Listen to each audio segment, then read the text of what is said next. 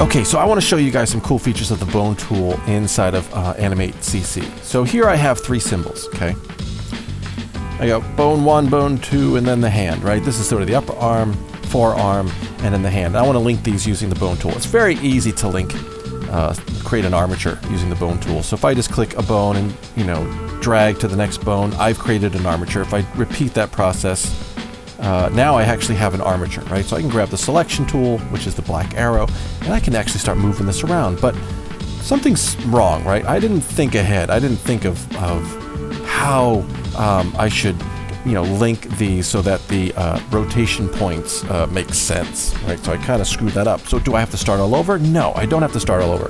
In fact, all I have to do, right, is just grab by selecting one of these symbols, right? I have the black selection tool selected, and I grab one of these just by clicking on it to select it, and then I hit the free transform tool. Zoom in on that a little bit. You'll see this white center point here. That's what that is, a center point. All right, this symbol will scale and rotate based on where the center point is.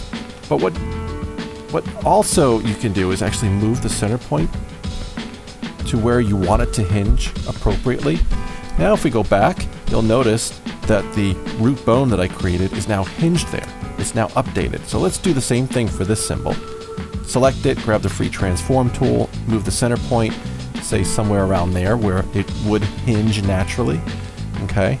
And then we can grab the bone tool, and you'll see that bone has now been updated, and it's now hinging where that white center dot is. So that's how you can edit an actual bone, and in terms of where it's located, where it's hinged and connected to your symbol. We're going to leave the hand as is, because I think that's going to be fine.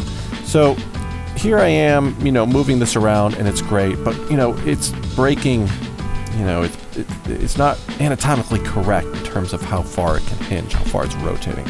So let's fix that, right? So what we can do is click on an actual bone. As you can see here, it's highlighted in green, and go to the properties panel. And under the joint rotation section, I can select constrain. That turns that on. And you'll notice, when you zoom in a little bit, that now we have these little visual indicators here. And by playing with the hot text sliders, you can see how that is updating, right? And what that is showing me, those constraints are showing me how much rotation this bone will have. So now I can rotate it that far, and it just stops. It won't go any further, and it stops. And that's pretty cool right there. Let me grab the second bone. This is the one where we don't want it to rotate, let's say, past this point, right? We want it to, he can bend his arm that way, but if he bends it any further past this, he's breaking his arm, essentially. So let's not do that. Let's set a constraint for that, and let's bring this down to 0, and now you can see it won't go past that. Right? But what it doesn't do is it limits it. It doesn't let it go far enough in the other direction. So let's make sure that's selected. And let's use that hot text slider. Oh, minus 115 is going to work, I think, for us. And yes, and it stops right there. So now this is more anatomically correct as far as I'm concerned. Okay, but let's say we wanted to rotate, or I should say, let's say we wanted to constrain the rotation of the hand. We really can't. Right now, the hand will go 360 degrees, which is not good. So how do we do this? Because we only have 2 bones. We need a third bone to constrain and control the rotation of this hand. So what we want to do is make sure a layer other than the armature layer is selected. And I'm going to grab the oval tool. And out here somewhere, I'm going to hold down Shift to constrain the proportions and create this little circle. Little red circle, and I'm going to select it, and I'm going to convert it to a symbol. You can name it anything you want. I prefer the name node, and hit OK. And now I'm going to grab the bone tool again, click on the child bone, the last bone in our armature, and drag to our new symbol. And now you'll notice that Animate has taken that symbol from the layer it was on and included it inside the armature layer that the rest of our armature is located. So now it's become part of our armature. And now we can actually grab that symbol to manipulate everything. But better than that, while it's selected, we can hit constrain and adjust these hot text sliders.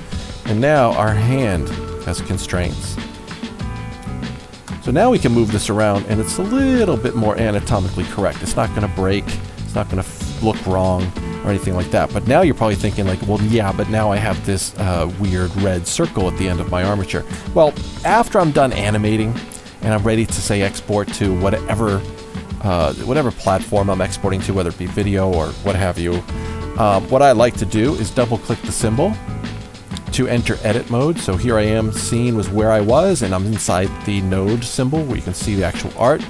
And what I like to do is right click over the layer containing that artwork, somewhere to the right of the layer name, and just select guide. And so that just turns that layer into a guide layer, which means that the artwork inside that layer is not going to be exported along with the rest of the animation. I can still manipulate everything, right? It's a little bit harder to see where that bone is out here, right? So if I need to return to, say, animation mode, all I need to do is open up my library panel, find that symbol, double click it, right click next to the layer name, and deselect guide. And now in the parent timeline, I can see that symbol and I'm all good. So let me show you one more cool tip, okay? Because everything right now is moving at the same rate, right? If I want this to feel a little bit more natural for me as an animator while I'm actually working, I want to do this. I'm going to select the symbol, and if I go back to properties, in the location section, there's this cool little feature called speed, and every bone by default is set to 100%. That means there's zero resistance for all of these bones. What I want to do is add a little resistance, okay? So I'm going to go, and for, let's say, this root bone, which is, I want it to feel heavy, I'm going to type in, I don't know, 15%. That's going to feel pretty heavy. And this mid bone here, let's type in 50%. And I'm going to leave the child bone, the hand, as is. I think the speed at 100 is fine. Now all that does is when I start to manipulate this, let me zoom out for a second. It just means that the child bone moves more freely compared to, let's say, this middle bone here, which doesn't move as freely, but moves a little more freely than this parent bone. So what it does is it allows me to pose things a little bit easier. Everything feels right. It feels like I'm really grabbing someone's arm. And that's the speed feature. And it's kind of a relatively undocumented feature. It's hard to find, and unless you know it's there, I mean, you're probably never going to find it or know what it is, or even a best case scenario on as to how to use it. So I hope this helps. This is, again, the bone tool in Animate CC, and yeah, it makes it just a little bit more fun to use this tool, so have fun with it.